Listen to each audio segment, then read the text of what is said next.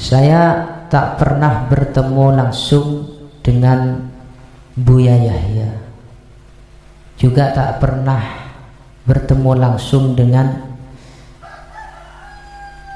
Agus Baha atau Uas Ustadz Abdus.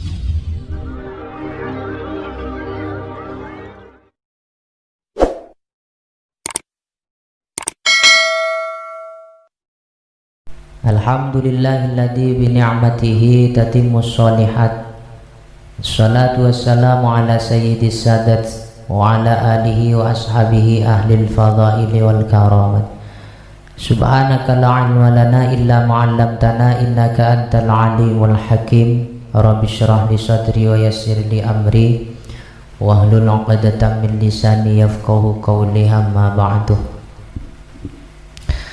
Banyak orang beranggapan bahwa ketika ulama itu tampil di sosial media, ketika ulama itu tampil di YouTube misalnya, kata mereka itu bukanlah ulama.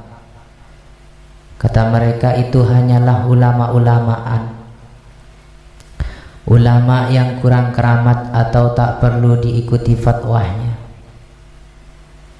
Tapi yang pernah saya lihat, yang pernah saya temui, orang yang bilang seperti itu ternyata orang yang masih awam, masih belum mengerti tentang agama atau masih belum mengerti tentang ulama. Mereka berpikir bahwa ulama itu harus bisa menghilang, harus bisa terbang, mungkin seperti itu, atau bisa mengeluarkan api dari tangan, mungkin seperti itu. Siapa yang tidak kenal Syekh Abul Hasan As-Sadili, seorang waliullah, namanya masyhur di kalangan umat Islam, pendiri thariqah. Beliau pernah suatu saat itu berpesan terhadap santrinya, kata beliau, a'linu bi ta'atikum izharan li'ubudiyatikum kama yatadhaharu ghairukum bil ma'asi.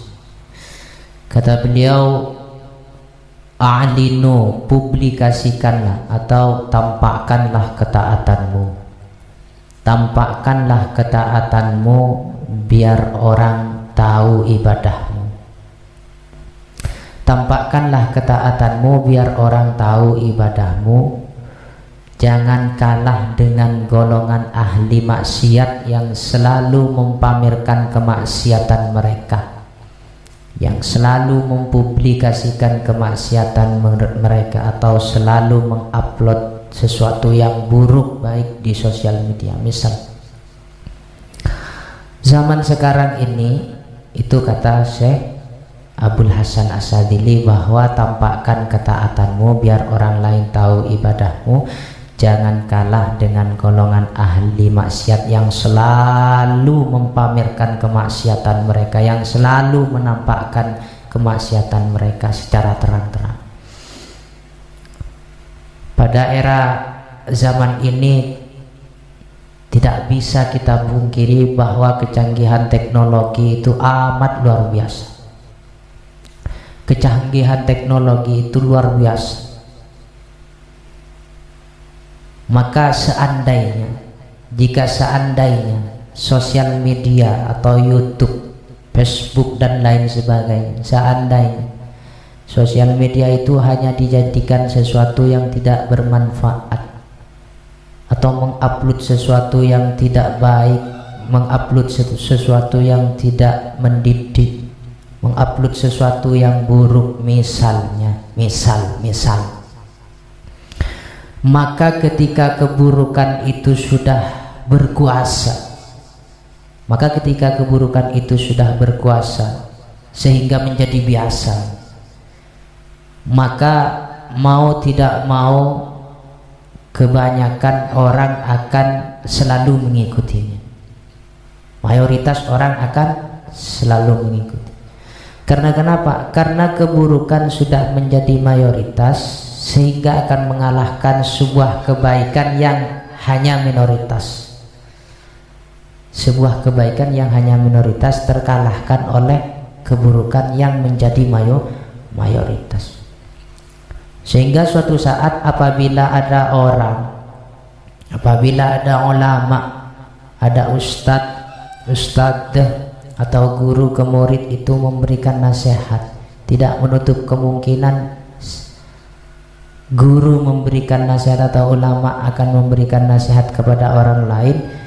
Itu orang lain akan menanggapi sok tahu, sok pintar, sok alim, sok kalau pengen ceramah ke masjid, mungkin seperti itu, akan seperti itu. Karena kenapa? Karena kebaikan akan menjadi asing. Kebaikan sudah menjadi asing. Anggapan mungkin suatu saat kalau suatu kebaikan itu sudah menjadi asing, maka mereka akan berkata kebaikan tak perlu dibahas kembali, jadul lah, zaman dulu. Seperti ini.